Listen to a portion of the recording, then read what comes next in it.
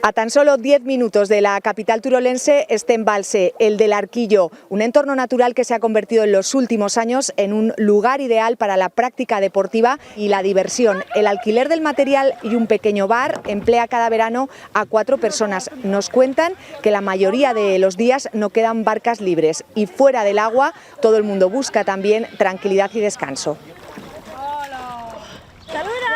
A pedales, a remo, con motor o nadando, atravesar el pantano de Barasona está de moda este verano.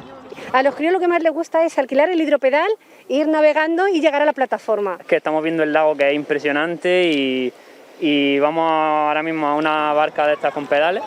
A 5 kilómetros de Graus es uno de los entornos naturales más visitados.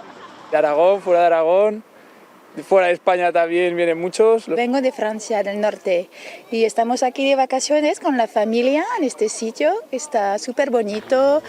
Tranquilidad, deporte y naturaleza también en el embalse del Arquillo, en Teruel. El año pasado descubrimos el pantano y este año hemos vuelto porque nos gustó muchísimo. Una de esas barcas que llevan tobogán y te puedes ir por todo el lago con ellas. Un día normal tenemos 30 de estas y de estas unas 15, pues a lo mejor suelen salir todas estas y de estas la mitad. El kayak se lleva menos. Un plan seguro que buscan familias y grupos de amigos para pasar los días de verano.